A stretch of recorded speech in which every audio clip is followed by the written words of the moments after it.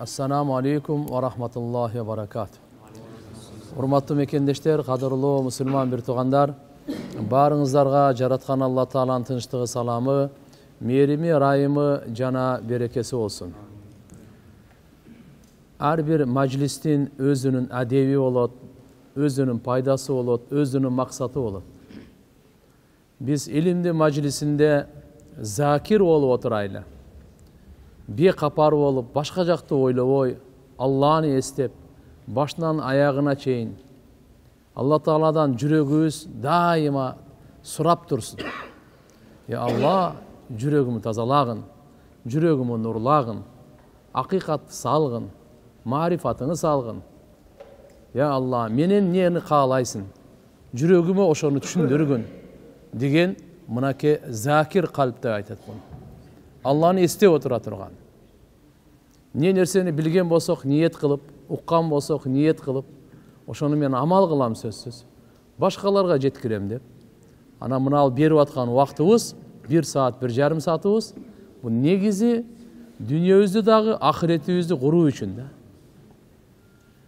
Бул жөнөкөй убакыт эмес. Алла субханаху ва таала bunday мажлиске периштелерин жөнөтөт. Рахматын, сакинасын түшүрөт. Алла Таала өзү сыймыктанат. Анткени бул жерде Алланын сөзү, пайгамбарыбыздын сөзү, Алланын сөзүн, пайгамбарыбыздын сөздөрүн сабак өтүү, эстетүү, түшүндүрүү, кандай амал кылабыз, кантип бекемделебиз, кантип оңолобуз, кантип коомчулукту оңдойбуз, кантип бул дүйнөдөгү келгенибиздеги жоопкерчилигибизди башкаларга кандай жеткире алабыз. Мына пикир, мына ой, ушул максат дайым алдыбызда болуп туруш керек. Ал-хайру яжурру хайран, аш-шарру яжурру шарран. Жакшылык жакшылык тартат, жамандык жамандык тартат. Ар бир жакшылыктан кийин Алла субханаху ва таала экинчи жакшылыкка да мүмкүнчүлүк берсе, бу дүйнөдөгү ошонун акысы болуп эсептелинет. Алла Тааланын берген белеги. Намаз окудуңуз, намаздан кийин илимге отурдуңуз. Илимдин мажлисине отурдуңуз. Бул намаз окугандын бу дүйнөдөгү сразу эле бере турган жакшылыгын Алла Таала товфик берип койт. Жамандык жамандыкты тартат дейт. Ошон үчүн биз дайыма жакшыга жанашып, жакшылыктарды кылганга аракет кыла беришибиз керек.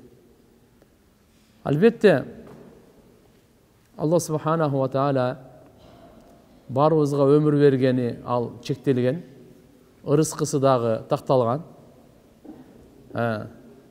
Кандай кайгы келбесин, кыйынчылык келбесин, күйүт болбосун, Алланын каалоосу келбейт.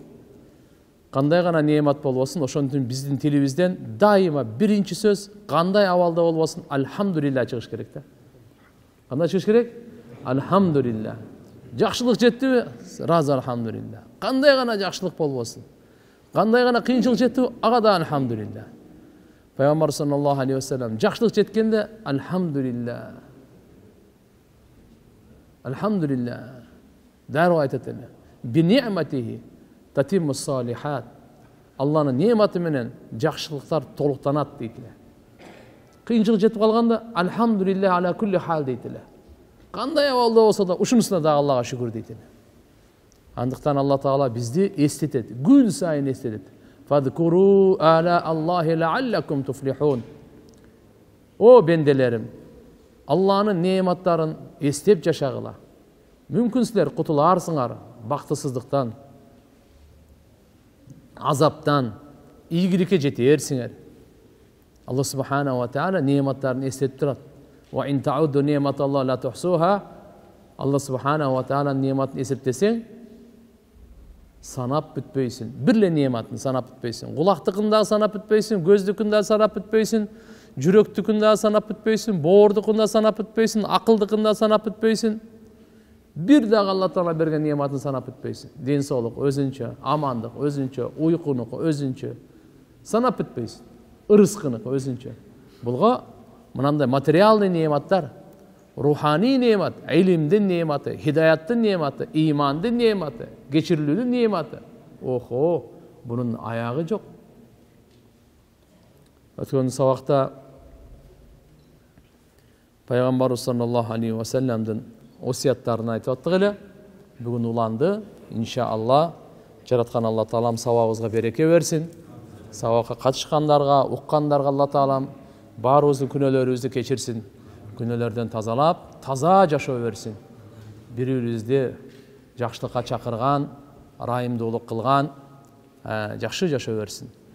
Пайгамбар саллаллаху алейхи ва саллам адамзаттын, бүткүл адамзаттын эң акылдуусу, эң чырайлуусу, жаралууда дагы, келбет, өң, түстө, мүнөздө, пейилде, ички дүйнөсүндө дагы бүткүл ааламдын мээрими, эң мээримдүү инсан, эң ырайымдуу инсан, эң бактылуу инсан, эң уяттуу инсан, эң баатыр инсан, эң сулуу инсан. Пайгамбарыбыз саллаллаху алейхи ва саллам Алла Таала ушунчалык төгүп берген. Кыямат күнгө чейин келе тургандардын баарына үлгү кылып, өрнөк кылып, мисал кылып, пайгамбарыбыздын ар бир сөзүн, амалын калтырып кеткен. Ким канчалык жакындаса, окшошсо, ошого жараша Алла Тааланын тарабынан рахмат түшө берет, берекет түшө берет, хидаят түшө берет, бакыт түшө берет, разылык түшө берет, бейпилдик түшө берет, тынчтык түшө берет, баарын ошого жараша.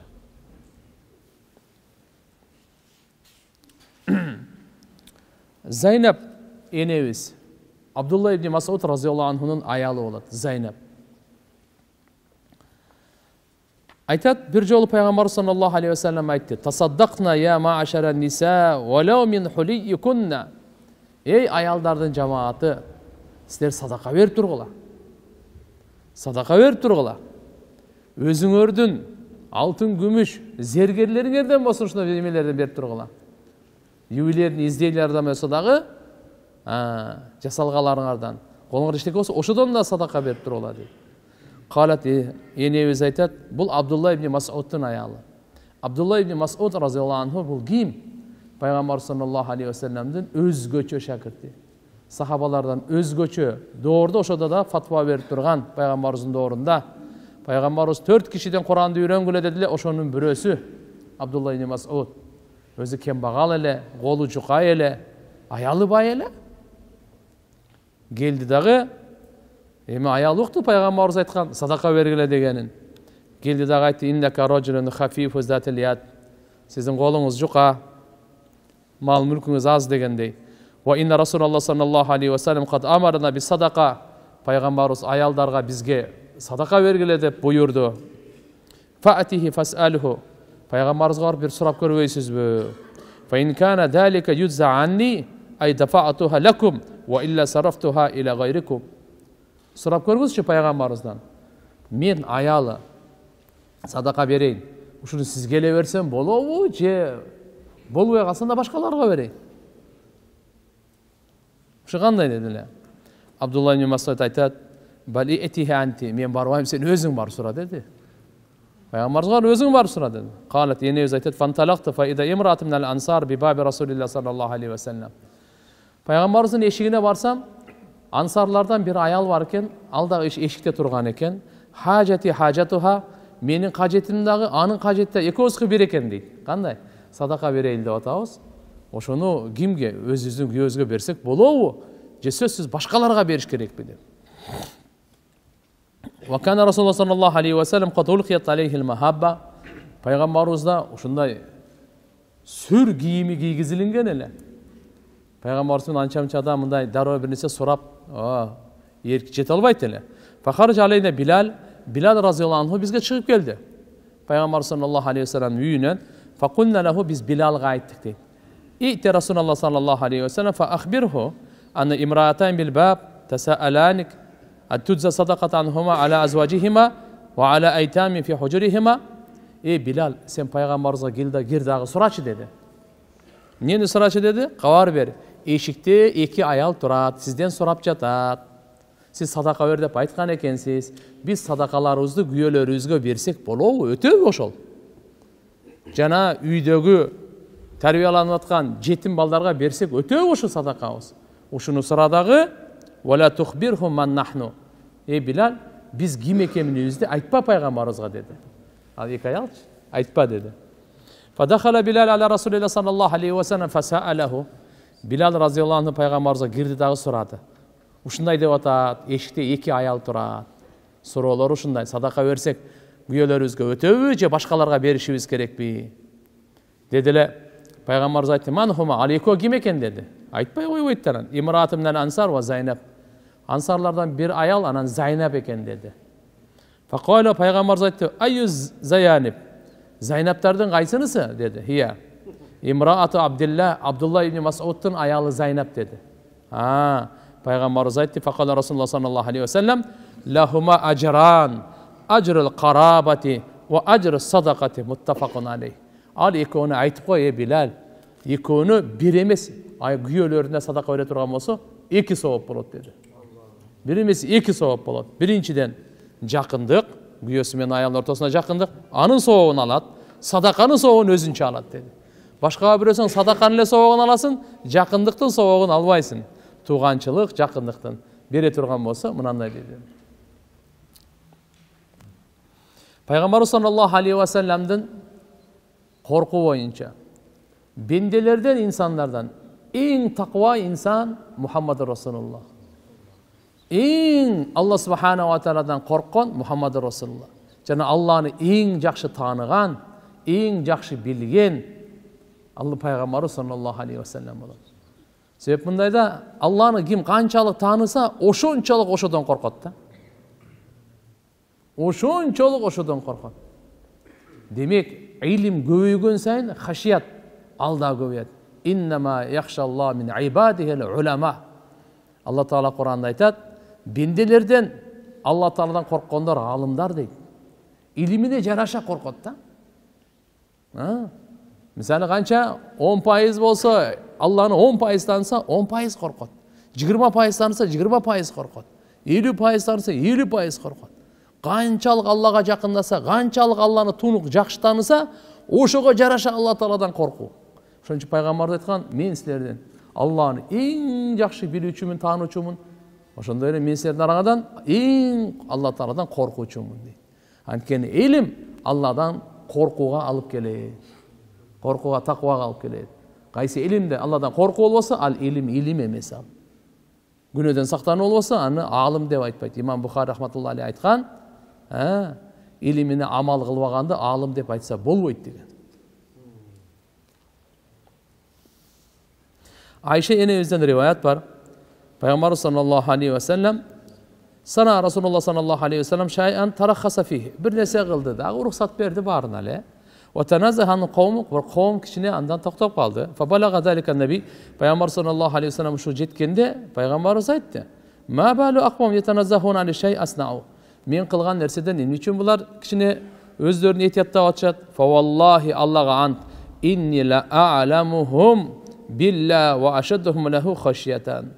Аллага ант ичип айтайын, мен силердин араңардан эң Алланы жакшы тааныган, билген жана корккон менмин. Мен эмнени кылсам силер жөн эле кыла беришиңер керек. Бул жерде пайгамбарыбыздын аркасынан ээрчигенге кызыктыруу жана жөндөн жөн эле болор болбогонго шектенип, ага мындай аша чабууну таштоого чакырып атат да.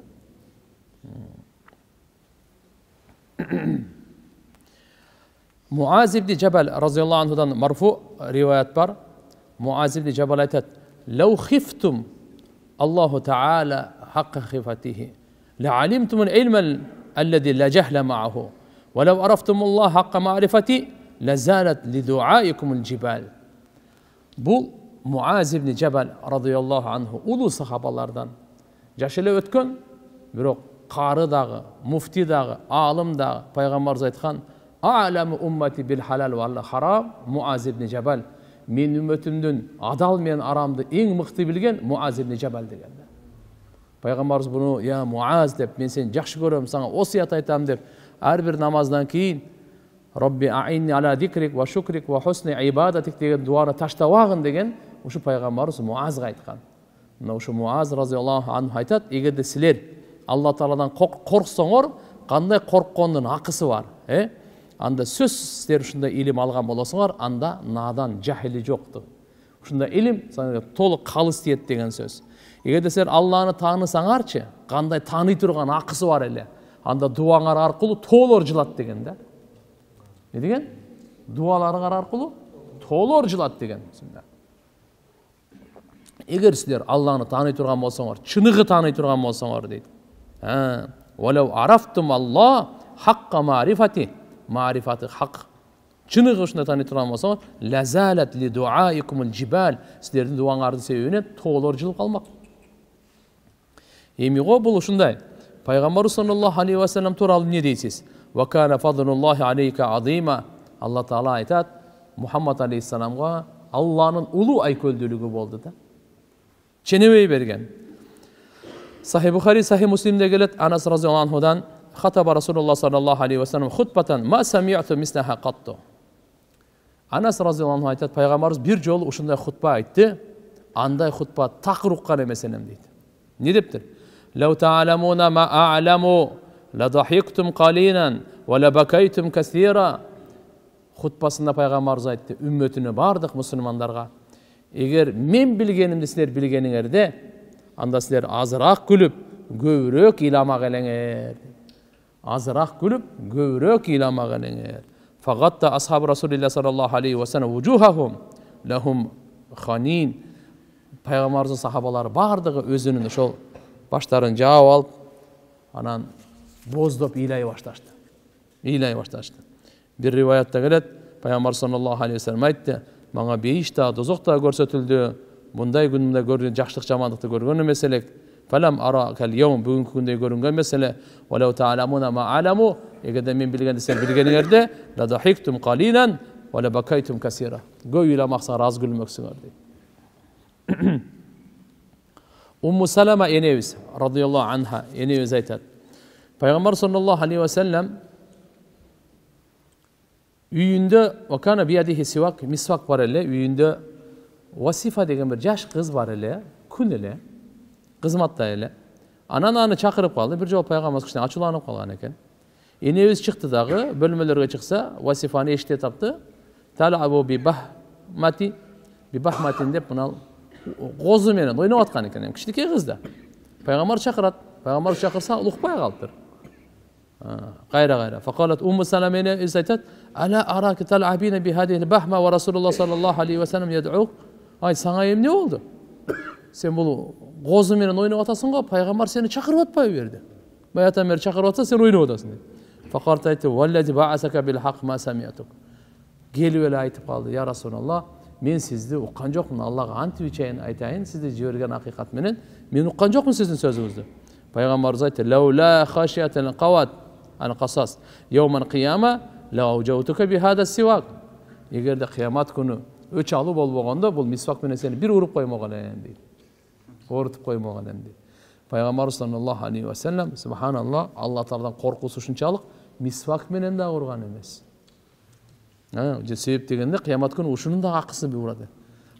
Biz jön ele urup tepkilep ele oşoydun kete öret, anday bolbойт ал. Her birine sözsüz. Allah subhanahu wa ta'ala müzü var koy, müzü çok koydu, müzü var içki, müzü çok içkini süzgön bolsa, oşonun öçünü alıp beret kıyamat günü. Bularda akıl çok.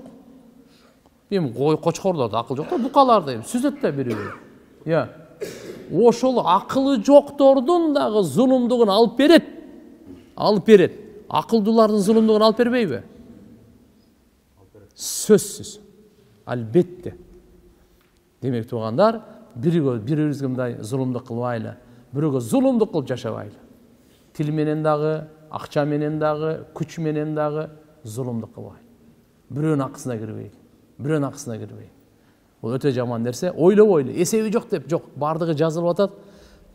Hazret Ali radıyallahu anh aytkanday, fa innel yevm amalun ve la hisab, gadan hisabun ve la amal. Bugün amal var, esep çok. Ertege esep var, amal yok da. Erte kıyamat günü onu unutpagıla degen.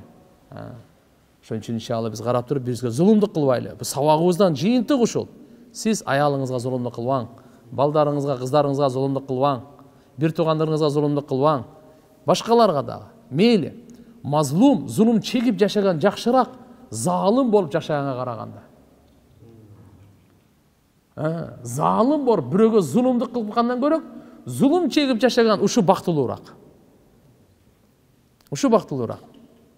Алла Таала мазлум, зулум чеккен адамдын дуасын сөзсүз кабыл кылат, кафир болсо дагы. Кафир болсо дагы. Мусулмандыкка эмне ал? Залымдар эч качан ойлобосун Алла бекапар деп, Алла билбейт деп, мөөнөт берип атканын, бул мени сыйлап атат деп түшүнүп албасын алар. Зулумдук кылсак ушундай боло берет экен деп. Алла субханаху ва таала залымдарды жөн кое бербейт эч качан. Ушу акылы жок айвандан өч алып берип аткандан кийин, пайгамбарыбыз ушуга чейин айтып койду. Мүйүзү бар, мүйүзү жок айванды сүзгөн болсо, ошодон өч алып берет, экөө тең тирилтет. Тирилтет.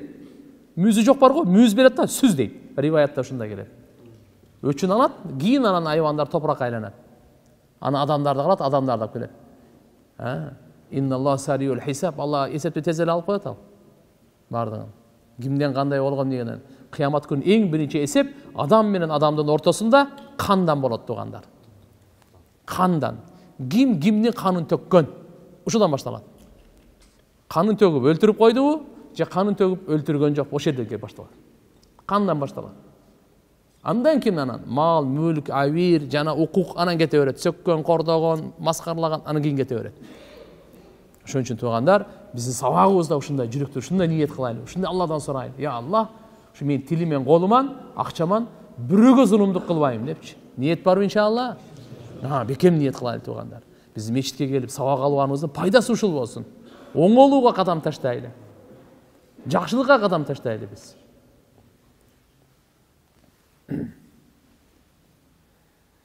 Пайгамбар саллаллаху алейхи ва саллям Алла Тааладан өтө көп ыйлап дуа кылат эле. Өзү бу дүйнө ыйлай турган дүйнө да. Тиги дүйнө күлө турган дүйнө. Бул жакта ыйлабаган тиякта ыйлайт. Бул жакта ыйлабаган, тиякта ыйлаган, охо. Көздөн жаш эмес, кан чыкса дагы. Кыйын да. Бул дүйнөдөгү азыр бир тамчы көз жаш, Алладан корккон көз жаш бар го. Дозоктун отун өчүрөт ушул. Тиякта океанын өчүрө албайт. Дозоктун оту, океан өчүрө албайт аны. Бирок Алла ушундай кылып койгон, бенде өзүнүн күнөөсүнөн тооба кылып, Алладан коркуп, бир көз жаш жарса өчүрүп коет экен. Мына көз жаш бул жерден чыксын. Пайгамбар саллаллаху алейхи ва саллям даиматал хушу вал инкисар ва таваду ли раббихи таала. Ушундай эле да, дайыма кичпейил, дайыма кандай болуп кеткенде дагы кичпейил, дайым Алладан коркуу бардык учурларда. Жеңип атканда да, жыргалчылыкта да, кыйынчылыкта дагы, ибадатта дагы, намазда дагы, насаатта дагы, бардык абалда. Насаи шарифте келет, Мутарриф атасынан риваят кылат. Айтат Пайгамбар саллаллаху алейхи ва саллям мындай дейт: "Раайту Расулаллах саллаллаху алейхи ва саллям юсалли ва ли жауфихи азизун ка азизил миржан." Пайгамбарыбыз намаз окуганда кичинекей казан кайнаганда буркулдайт го. Ушундай кылып үн чыгат эле ыйлагандан дейт. Ушундай буркулдап ыйлайт эле, казан кайнап буркулдагандай ыйлайт эле дейт. Ибн Хузаймадан келет: "Ва ли садрихи азизур раха." Пайгамбарыбыздын көкүрөгүндө тегирменин үн чыккандай үн чыгып ушундай ыйлап турат эле дейт. Боздоп ыйлайт эле. Абу Дауд Мутаррифтен да келет, Пайгамбар саллаллаху алейхи ва саллям ушуну айткан. Hazret Ali karramallahu vajhahu айтат: Бадыр согушунда Мигдаттан башка эч кимди атты эле жок эле дейт. Баарыбыз ушунда кыйын абалда болчук дейт. Уктаганыбызда Пайгамбарыбыз уктаган жок Бадырда. Эмне болду? Расулуллах саллаллаху алейхи ва саллям тахта шажарата юсалли ва ябки хатта асбаха. Таң аткычакты, ыйлап чыкты. Я Алла, ушу бир аз эле ушу ыйман келтиргендер калды. Эртеге чоң газат бар. Эгерде ушулар да өлүп калса, сага ибадат кыла турган адам калбайт дүйнөдө. Сен өзүң жардам бергин деп. Алла субханаху ва тааладан канча жардамга убада келген чакта дагы периштелер жиберебиз деди. 1000 периште. Керекпи 3000 де. Андан 5000 жиберебиз. Бир периште менен эле иш бүтөт эле. Себеп ал жактан 1000 келет дегенди укканда 1000ге 1000ди жөнөтүп коебуз деди да.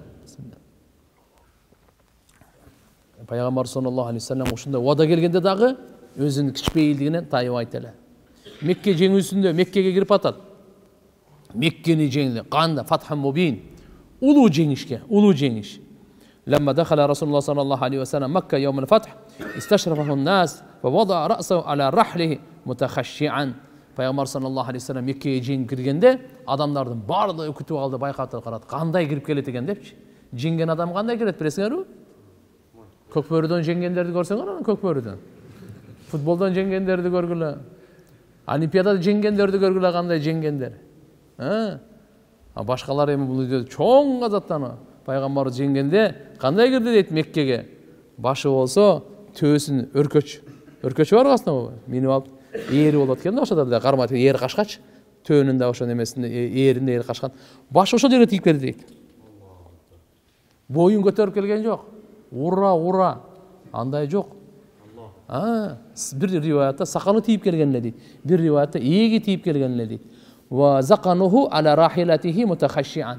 Uşuncha Allah'tan korkup da özün ıldıya alıp, özün kiçbeyle alıp, ya Allah, elhamdülillahi vahda. Bardık, maktu Allah'a olsun demiş. Nasara abda, bendesini Allah jardan berdi dedi. Enceze va'da, va'dasını toluk atkardı Allah Teala. Ve hazemel ahzaba vahda. Bardık buna topraktan yemin топтың бардығын жоқ болды дейді. Оны Пайғамбар саллаллаху алейхи вассалам ушундай болуп кирип келген дейді. Аллаға шүгүрчүлүк менен, Алла Таалага шүгүрчүлүгүн кичпейилдиги менен көрсөтүп Мекке жеңүүсүнө кирип келген. Вакидин риваятында Абу Хурайра радиаллаху анхудан келет. Пайғамбар саллаллаху алейхи вассалам айткан: "Ла ямассу васта рахлихи ау яқрубу минха тавадуа лиллахи таала хина раа ма раа мин фатхилла ва касратил муслимин." Мусулмандардын динге келип атканын көрүп, Алланын жардамын көргөндө ошончолук кайра ылдый болуп келген. Анан дуа кылган: "Аллахумма ла айша илля айшал ахира." Я Алла, чыныгы жашоо ахиреттин жашоосу да депчи. Чыныгы жашоо, түбөлүктүү жашоо ахиреттин жашоосу. Себеп дегенде бейиш, ал Пайгамбар саллаллаху алейхи вассалам айтты, бейишке киргенде ал түбөлүктүү, азыркында утурумдук эмес. Бул дүйнөдө оорулар бар. Пайгамбарлар да ооруйт, пайгамбарыбыз да ооруган, бардык адам эле ооруйт. Бирок бейиште Алла Таала жарыя кылат. Бүгүн силер бейишке кирдиңер, бейиштиктер, угуп алгыла. Бүгүндөн баштап силер оорубайсыңар дейт. Болду. Оору деген жок. Тиш оору, баш оору, өпкө оору, коронавирус жок. Эчтеке жок болду. Бүгүндөн баштап силер жашайсыңар, өлбөйсүңөр дейт. Бул дүйнөдө бар өлүп атпайбыз. Матаннас хатталамбия, адамдар уякта турсун, пайгамбарлар өтүп кетти го. Бардыгы, бирок бейиште өлүм жок. Субханалла. Алла Тааланын жарыясы болот, силер жаш болосуң, карыбайсыңар дейт. Аксакалына карып калды, аз айтсаңыз канча 80 жыл өтүп кетти. Эртеге бизге өмүр берсе Алла, биздер ушундай болуп калабыз бираздан кийин. Тырышат, бел, кулак жакшы укпай калат, көз жакшы көрбөй калат. Ар жерден каарылык кичине эле 70-80 ичинде эле барып бүтүп каласың. Бейиште жок. Алла Таала айтат: "Жашсыңар, эч качан каарыбайсыңар." Силерге берген неемат бар го, болду, инфляция жок, банкрот жок. Эчтеке жок аякта. Берилген неемат көбөйөт, азайбайт. Көбөйөт, рахаты көбөйөт. Көлөмү да көбөйөт, сапаты да көбөйөт. Макулбу? Азайбайт бейиштеги неемат. Пайгамбар саллаллаху алейхи вассаламдын дуаларыны, Алладан коркуп ыйлагандары. Муслим шарифте келет Абдулла ибн Амр разияллаху анхумадан. Айтат, пайгамбарыбыз тилават кылды дейт мына аятты. Тала Расулуллах саллаллаху алейхи вассалам: "Робби иннахунна адланна касира минан нас, фаман таби'ани фа иннаху минни, ва ман асани фа иннака гафур рахим." Ва каулуху та'ала: "Ин ту'аддибхум фа иннахум ибадук, ва ин тагфир лахум фа иннака антал азизул хаким." Фарафа ядей ва кал: "Аллахумма уммати ва уммати ва бака." Пайгамбар саллаллаху алейхи вассалам Кур'ан-ы Каримде Ибрахим пайгамбардын дуасын айтты. Ибрахим пайгамбар дуа кылды. Не деп? "Я Алла, мынау бут бара сөлөкөттөр көптөгөн адамдарды адаштырды" деди да. "Робби, о Роббум, иннахунна адлална касиран минан нас." Мына ушу бут сөлөкөттөр канча деген көп адамдарды адаштырды. "Фаман таби'ани", эми ким ээрчисе, Ибрахим пайгамбар өзүнүн үммөтүнөн айтып атат: "Фа иннаху минни", анда ал менин үммөтүмдөн, менин артымдан бешке бара тургандардан. "Ваман асани", ким мага тоң моюндук кылса, анда мен сага тапшырдым аны. "Фа иннака гафур рахим", анткени сен гафур, кечиримдүүсүн, рахим, райымдуусун дейт. Иса алейхиссаламдын дуасын айтты, пайгамбарыбыз тилават кылды. Иса пайгамбарда Кур'ан-ы Каримде Алла Таала Иса пайгамбардын дуасын айтат. Иса пайгамбар мындай деген: ин туадибхум, я Аллах, егерде сен бенделерин азаптасаң, фа иннахум ибадук, ал сенин бенделерин, азаптаганга акың бар. Кааласаң деле. Ва ин тагфир лахум, егерде сен кечирип койсоң аларды, фа иннака антал азизул хаким, анткени сен өзүң үстөмдүү, күчтүү, данышмансың деп. Ушул эки аятты окуду дагы пайгамбарыбыз саллаллаху алейхи ва саллям дуа кылды. Үммөтүм, үммөтүм деп ыйла берди. Gözünden yaş toktamadı. Fakal Allah subhanahu ve taala ya Cebrail, Cebrail çakırdı. Cebrail perişten çakırdı. İdhab ila Muhammed, bar Muhammed'a var dedi. Ve rabbuka alem, sen Rabbin bilet. İmni üçün gıcalat bol otat, ümmeti turalı. İmni üçün ilah otat, ümmeti turalı. Fas'alhu ma yubkihi. Sen soraçe Cebrail Muhammed'dan. İmni nerse Muhammed'i ilattır otat özü. İmni nerse ilattır otat. فأتاه جبريل فسأله فأخبره عما قال وهو أعلم geldi dağı Cebrail aleyhisselam peygamberimizden soradı. Anan keyin kavar verdi Allah Teala bilüçü. Oşunda fakala Allah subhanahu ve taala aytdı ya Cebrail idhab ila Muhammed. Peygamber sallallahu aleyhi ve sellem ümmetim turalı ilah atam. Ümmetim turalı gıcalatmın degendi. Cebrail perişte alıp Allah Teala varıp aytdı. Ümmetim turalı ilah atatın. Gıcalat kılıp atkan ümmeti boyunca eken al. Özünün probleması emez eken. Ümmetinin probleması eken. Allah Teala gayradan jönöttü Cebrail'di. İdhab ila Muhammed. Bargı Muhammed'a. Fakul lehu aytgın. İnna sanurdika fi ummetik ve la nasuk. Biz seni yakın arada ümmetin turalı söz seni razı kılağız. Seni kapa kılbayız. Başka gıcalat bolmaz.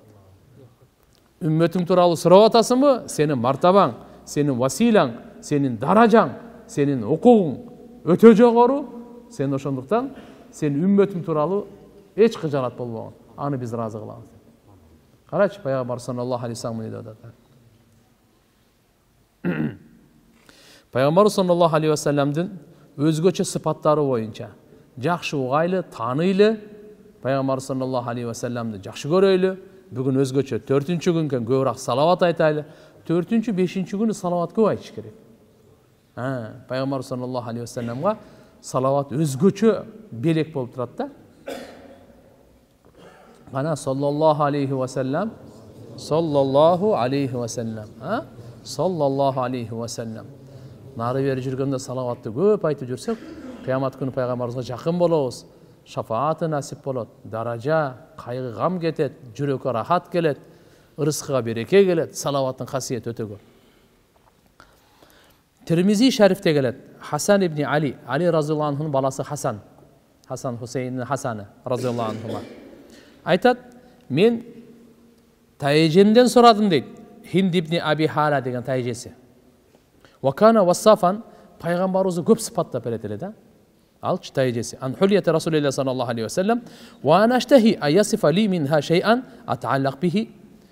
Men şu tayjemden soraytım. Peygamberimiz kandaylı. Emgilar kişilikке geziledi. Басқан, отырғаны, жүргені, өңі, түсі, тияқ-пияқтары, байған көрген де тәжесі. Қандай еле деп, қайра-қайра сұрап. Не үшін?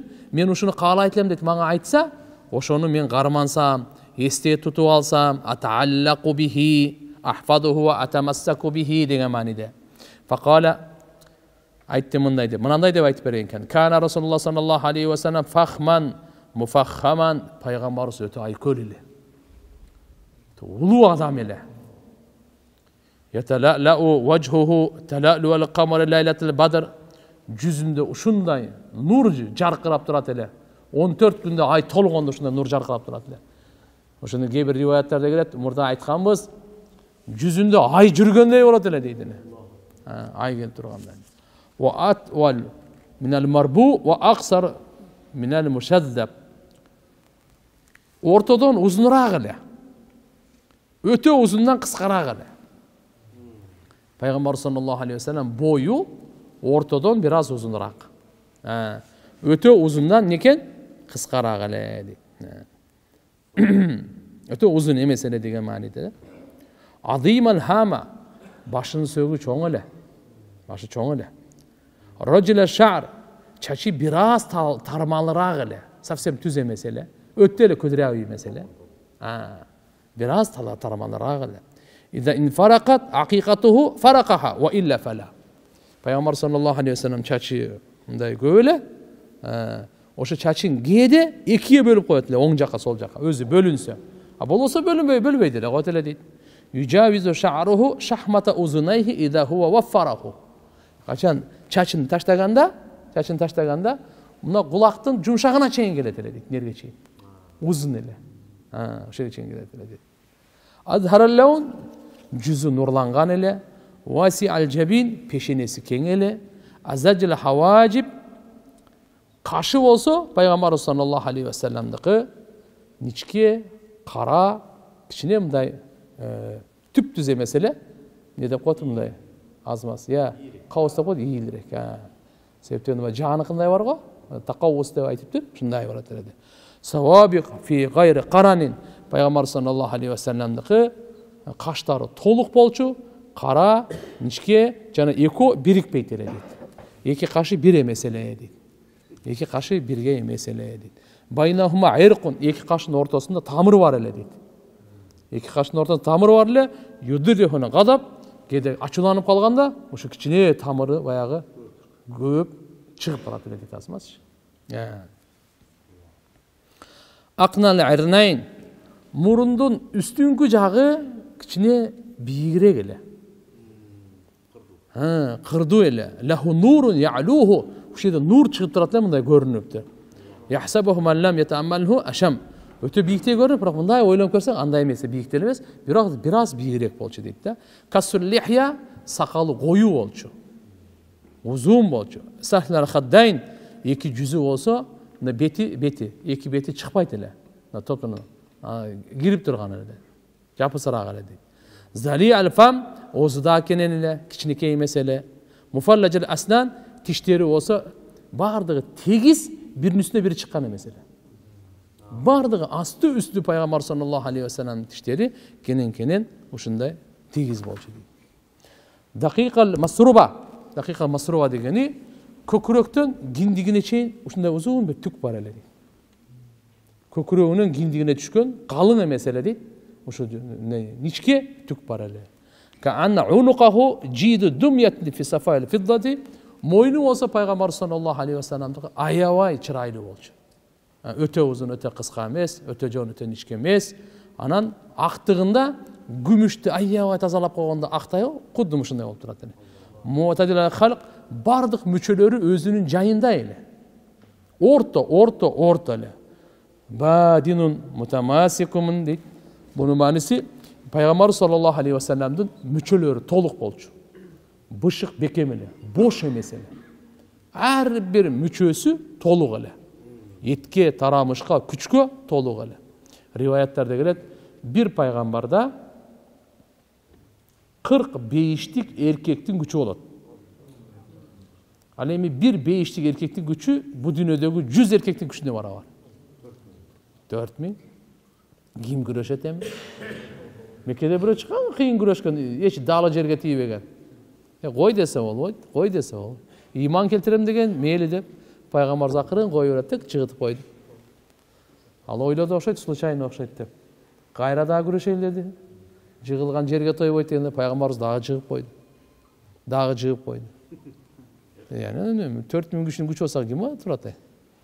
Da kettik. Aytat savaun al-batn ve sadr.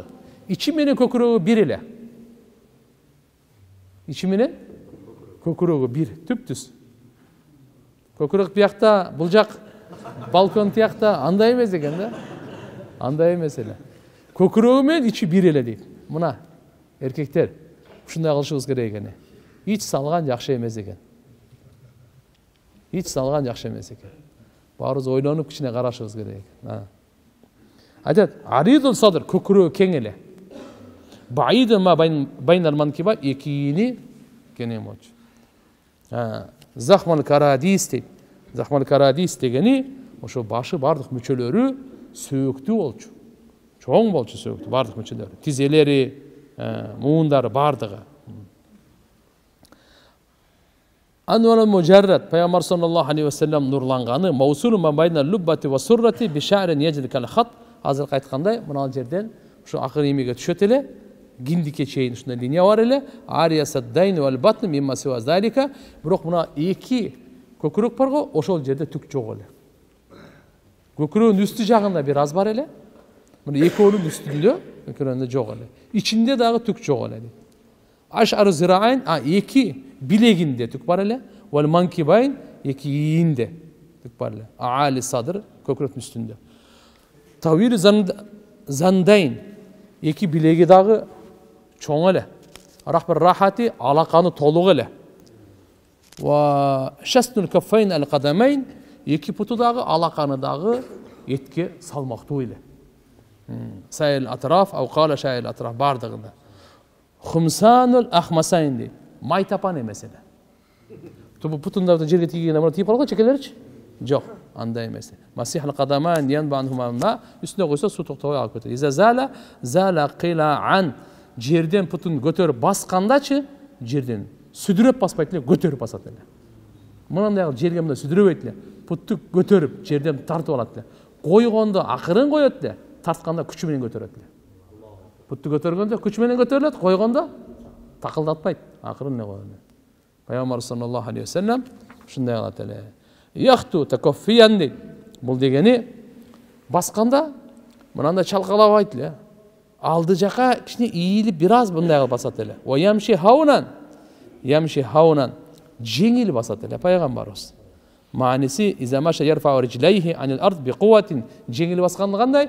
Жерден көтергенде күш менен бұтын көтереді дейді. Екіншісі вадахума алал ард вадахума би рифқин, қойғанда жеңіл қояды еле. Көтергенде күшті көтереді еле. Ушул басқанды пайғамбарымыз өзін тоқтоо алып басат эле вакары менен. Буну Алла Таала Кур'ан-ы Каримде ушундай баскандарды мактаганда мындай дейт. Айбадур рахман алладина ямшуна алал ард хаунан. Алланын сүйкүмдүү бенделери жерде басканда ушундай басышат деп хаунан деп коет. Жумшак басканда айтат, такылдатпай, тияк бияк жер теппей, жерден путты күч менен көтөрүп, акырын коймой ушуну басат. Ва ида хатабахумул жахилуна қалу салама. Алланын сүйкүмдүү бенделери жерде басканда жумшак кишпейли басышат. Надандар булар менен сүйлөшсө, аман бол деп эле кетип калат экен да. Салам. Алар менен тирешип, жаңжалдашып, жакалашып отурушпайт экен да.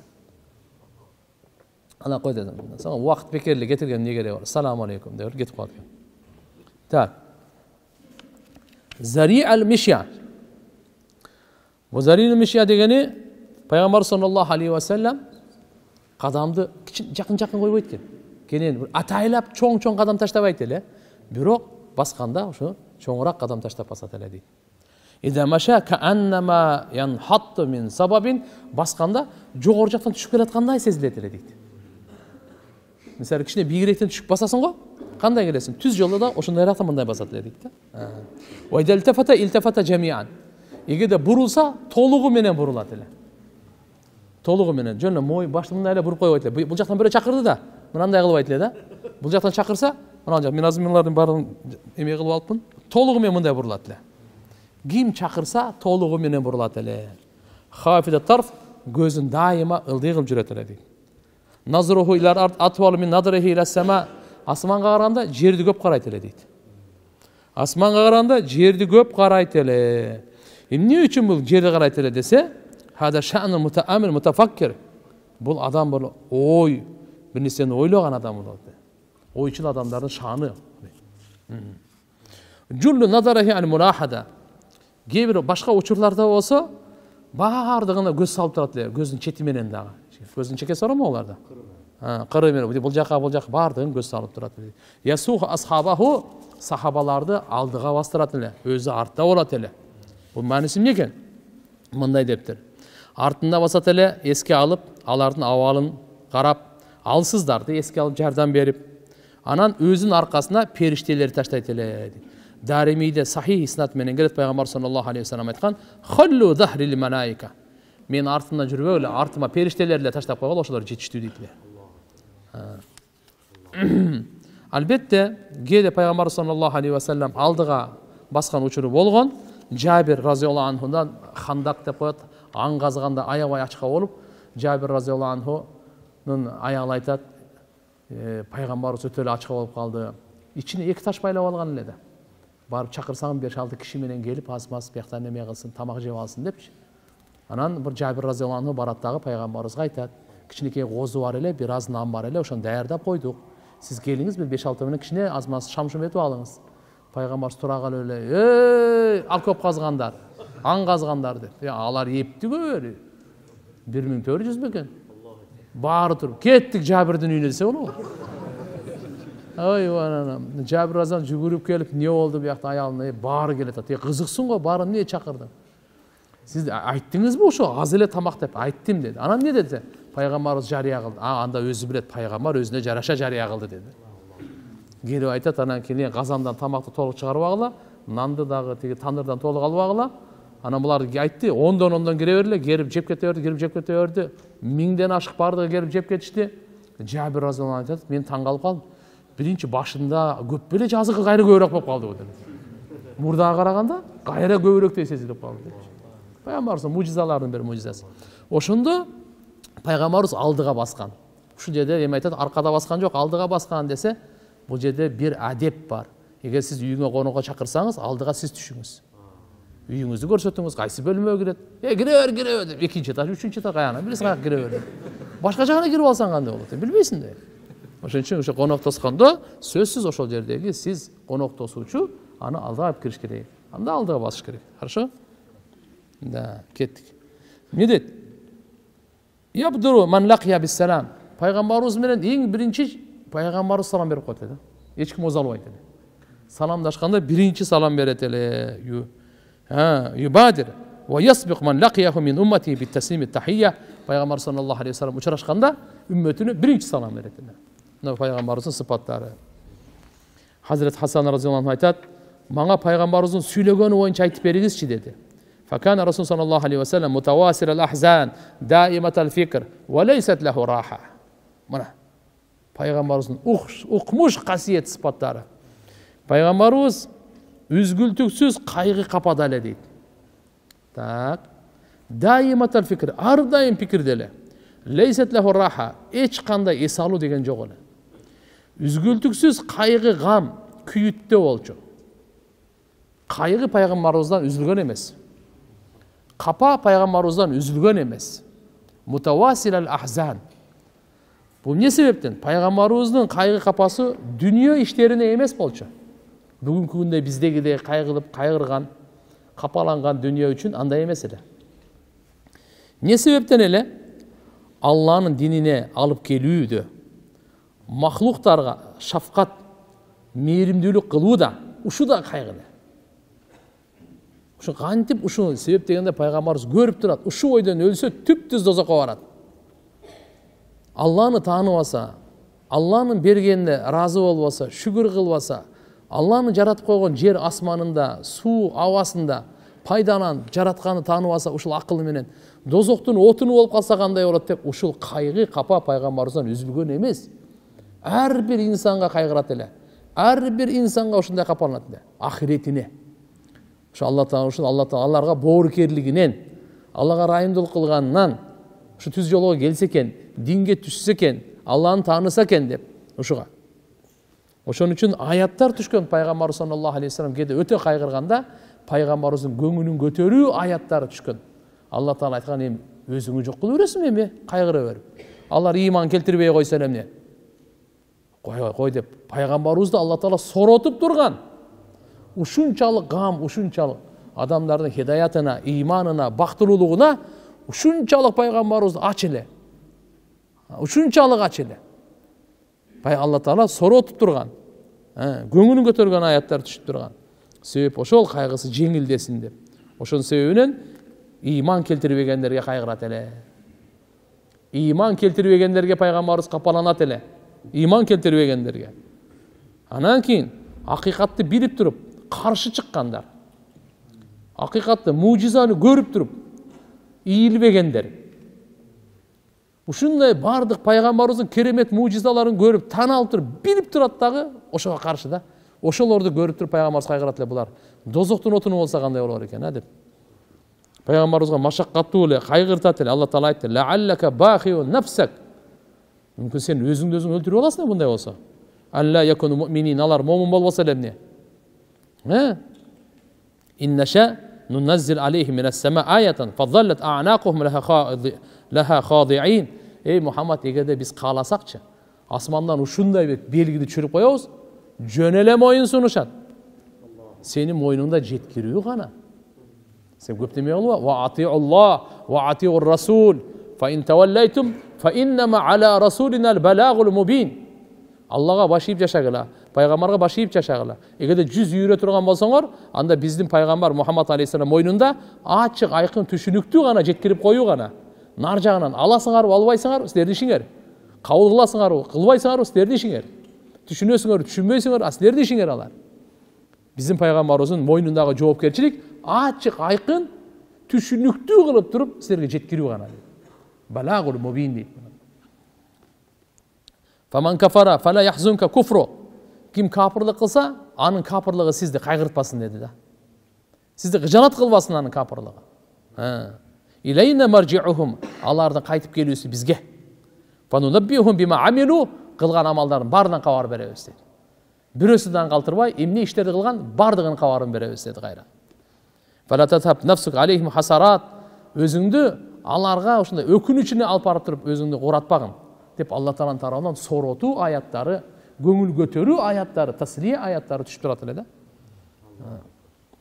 Айтат эле инналлаху алимун бима яснаун, алар эмне кылган Алла билип турат бардыгын. Вала тахсан алейхим вала таку фи дайқи мимма ямкурун. Сен аларга кыжалат, кайгырбагын. Жана алар сага айламал кылтат го, буга кысылбагын дейт эле. Буга кысылбагын дейт. Бул бир себеби.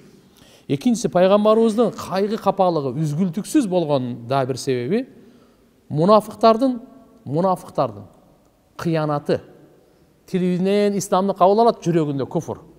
Пайгамбарыбыз ушуларга ушундай кайгырат эле да. Азыр деле биз ушундай болуп атпайбызбы? Жакын досум деп коет, анан тилинде таттуу, жүрөгүндө уу дейт да. Мынандай достордон Кудай сактасын да. Ушундай адамдардан дос болсун. Тили менен досум, күйөм, жанымы берем, жүрөгүндөчү уу, зар. Мындайлардан сактасын да. Мунафыктык, эки жүздүүлүк, алдаганы, алды билип турат, ушунда мен баары алдайм депчи. Баарынан ошондойлордон анан кайгырат да. Анан кычанат болот да. Адам баласы.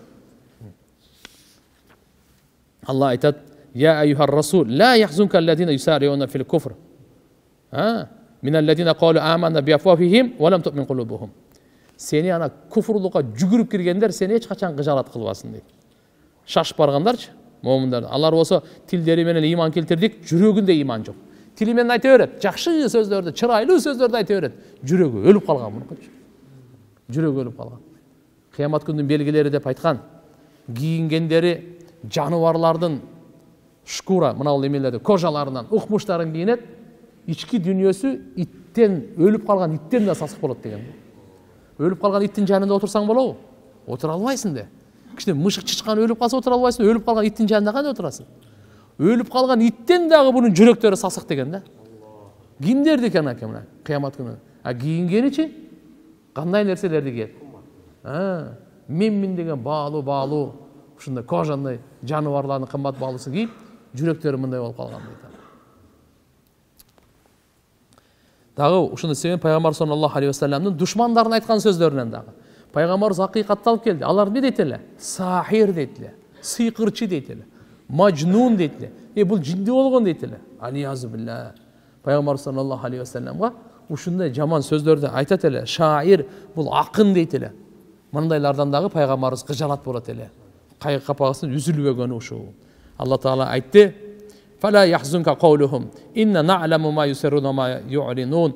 Ey Muhammed, алардын сөзү бар го, көңүл бурба. Сени кайгыртпасын. Биз алар эмне кылып биз билебиз. Эмне жашыруун кылып аткандарын дагы, ачык кылып аткандарын да бардыгы билебиз. Сен кайгырба дедилер. Вала яхзунка каулухум, иннал иззата лиллахи жамиа. Алардын ар кандай сөзүнө сен көңүл бура бербе, аларга кыжалат боло бербе. Алла Тааланын колунда бардык иззат, авир, авторитет, бакыт Алланын колунда дейт. Экинчиси даиматал фикр. Пайгамбарыбыз даиматал фикра, ар дайым ушу пикир үзүлгөн эмес да.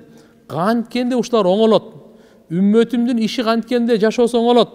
Канткени dünya ahirette бактылуу болот. Ошондуктан пайгамбарыбызга рахат жок эле. Өзүнүн үммөтүн ушуларды оңолсо экен, жакшы жашаса экен, бактылуу болсо экен, дүйнөдө дагы ахиретте деп пайгамбар саллаллаху алейхи ва саллям дайыма ушу пикирде болчу. Ушул пикир, ушу кайгыгамда пайгамбарыбызда рахат жок эле. Лейсат лаху раха. Эсалуу деген пайгамбарыбызда жок эле. Тавил сакт.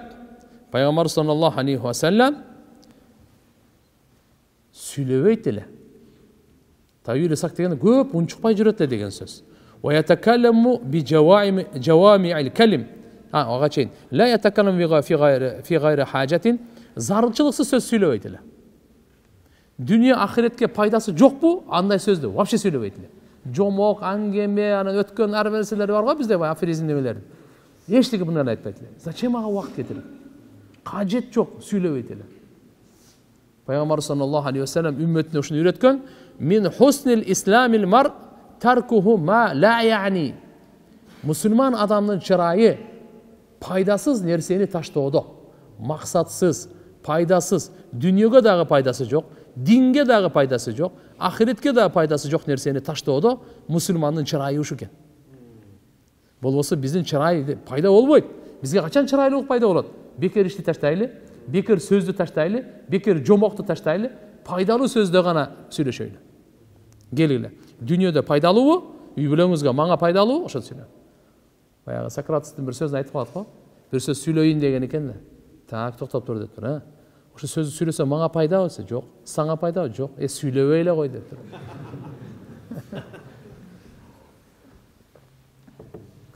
Тура. Жок, сүйлөйүн бир нерсе айтайын деп атасың да, мен токтоп тур шашылып. Мага пайдабы дедим. Жок дедим. Сен өзүңө пайдабы? Жок. Кереги жок андай нерсе. Мен бу пайгамбарыбыз андан да улуу да. Мага эки сен сүйлөйүн деп атасың. Ахиретибизге пайдабы? Жок. Вообще эле кереги жок андай. Алга бул Сократ дүйнөнүн сөзүн сүйлөп атат.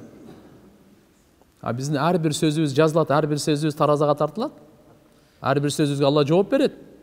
Ар бир сөзгө. Сөз жөнөкөй нерсе эмес.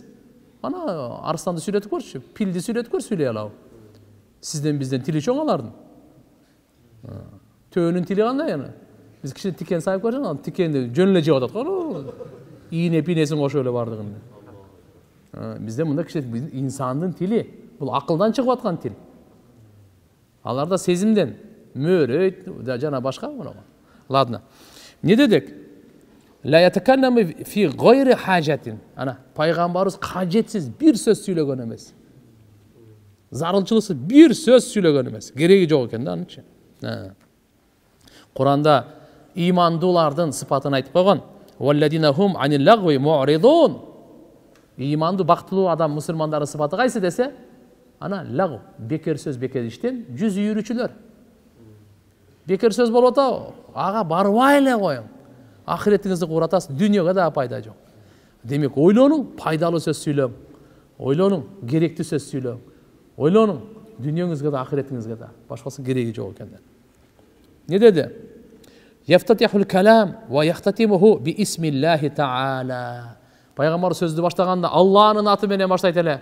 Bütürgönde de Allah'ın atı menen bütüret ele. Allahu akbar. Peygamberimizin sözü kurçalgan ele Allah'ın zikri menen. Başında da, ayağında da. Kanday gana majlis bolbosun, jiyim bolbosun, oturum bolbosun. Allah'ın estep başlaş gerek, şükür kılıp. Allah Teala'nın estep şükür kılıp bütürüş gerek. Ve yetekellemu bi cevaimil kelim.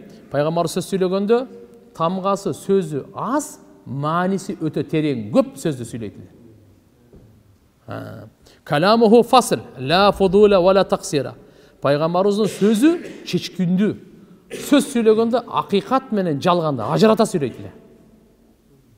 Bu bir. Ve la fudul aşıkça söz söyleydi. Kem de kılbaydı. Aşık kemi çok söyleydi. Peygamber sallallahu aleyhi ve sellem'in sözü mufassal la yetedakhalu fi ba'dihi. Gebirde aytat, gebir alımlar bunday dep aytkan.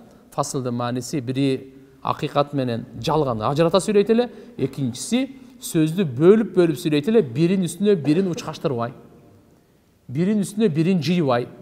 Söylегенде patrat öyle түшүнүксүз сүйлөбөйт эле да.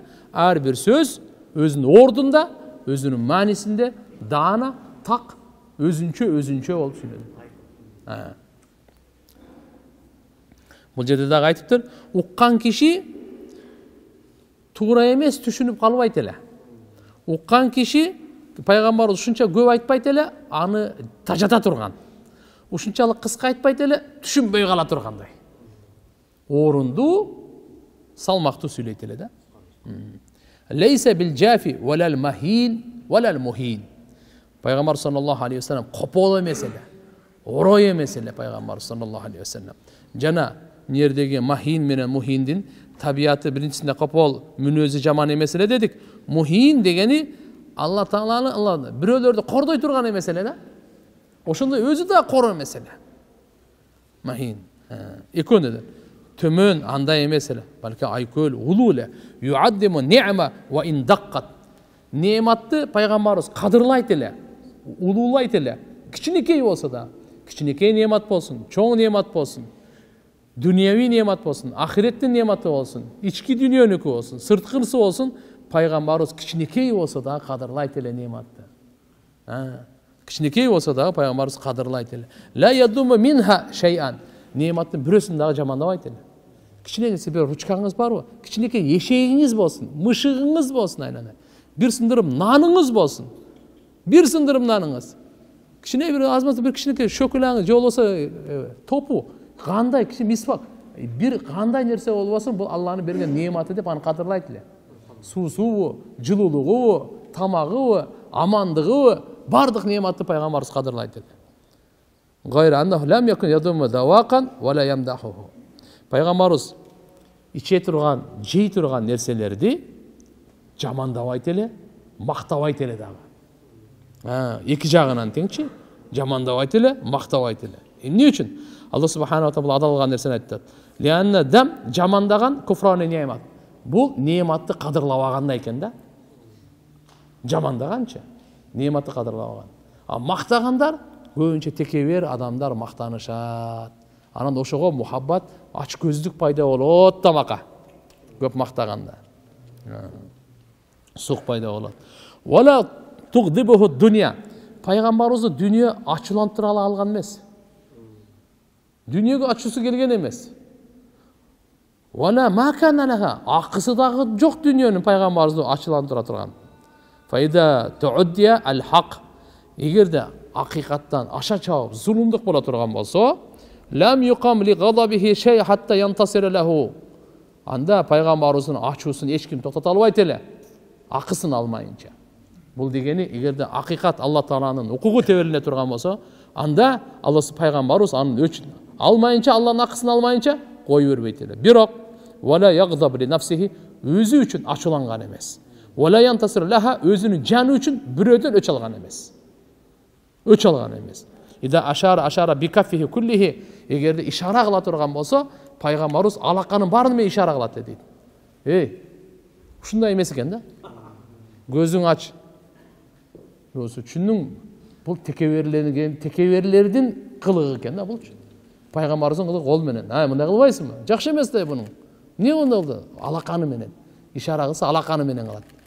Ошон үчүн айтат, аалымдар айтат, сөмөйүңдү бирөөгө ишарат кылып атканыңда, бирөө ал жака, үчөө сен жака өзүңө көбүрөөк айты. Ошо эскертип атканыңды өзүңө көбүрөөк айт деген сөз да. Мындай адамдар. Бирок унутуп калабыз да бунучу. Биз өзүбүз башкача болуп кетебиз. Не деди? Ва ида таажаба қалабаха. Таң калганда алаканы мындай кылып аткан. Эмне болду буяга деп. Мисалы да таң калганда алаканы калаба дейт, мындай кылып. Ва ида тахаддаса иттасала биха ва дараба бирахатихи al-yumna батна ибхамил юсра. Биз сүйлөп келип пайгамбар саллаллаху алейхи ва саллям айткан кээде мындай кылып коет экен. Дар бирахатихи al-yumna би батна ибхамил юсра. Сол мындай кылып коет экен. Бир маанилүү иштер экен. Баарыбыз Кудай кааласа, бирибизге пайдалуу болуп жашайбыз, иншалла деген деп. Мына колундай кылып коет. Ва ида гадиба а'рада ва ашаха. Ачуусу келип калсачы, жүзү үйрөп коет экен бул. Бирок ачууланып калды да, аз ушу уланта берсем урушуп кетебиз да. Мен бунун жүрөгүн оорутам, бул дагы сөз айтат, мен дагы сөз айтам, токтобойт, көтөрүлүп кете берет. Анан кошумма ар жактан эле уже чыгармачылыктар башталат анан.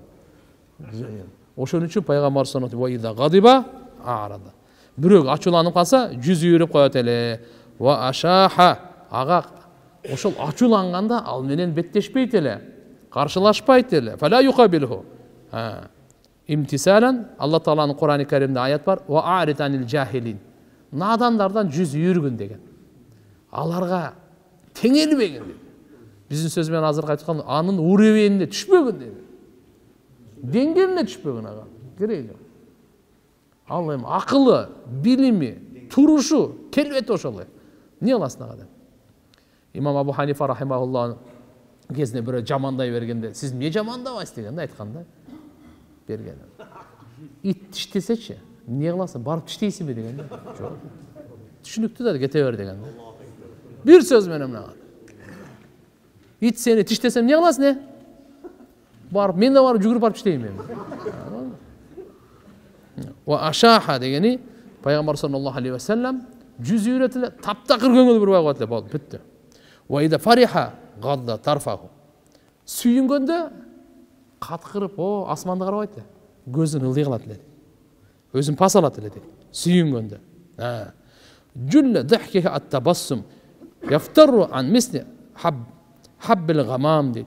Пайгамбар саллаллаху алейхи ва саллямдын өзү күлгөнү жылмаюу болчу дейт да. Анан ушу күлүп жылмайганда пайгамбарыбыздын тишинен ушундай баягы күн чыгып анан кийин мөндүр жайт го. Ошондо узактан мөндүрлөрдү көргөндө кандай жалтырап турат го. Тиши ушундай мөндүрдөй болуп жалтырайт дейт да. Хаббал гамам деп коет муну. Пайгамбарыбыздын ушунун тишинен нур чыгып турат эле. Күн чыккандагы баягы мөндүрлөрдөн ушундай жаркылдап ушундай тургандай чыгат дейт.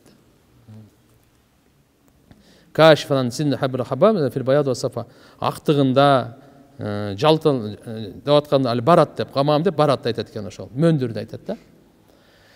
Кала Хасан радиаллаху анху, Хасан радиаллаху анху айтат ошонун бардыгынчы. Ошол айтат да, факатамту хал Хусейн, мен Хусейнге айткан жокмун дейт. Бул сыпаттарды баары сурап алган болчу да. Шеригинечи. Алин заманына сумма хаддастуху кийин айттым дейт. Фаважаттуху ал менен мурда эле сурап алыптыр дейт. Сабакан илейхи фасалаху амма саалтуху анху. Анан кийин фаважаттуху кад саалаху ан мадхали. Bundan башка да пайгамбарыбыздын үйгө киргенде кандай эле, үйдөн чыкканда кандай эле, отуруусу кандай эле, шекили кандай эле, фалам яда мин хушайан. Эч нерсесин таштабай бардыгын пайгамбар саллаллаху алейхи ва салламдан сурап берди.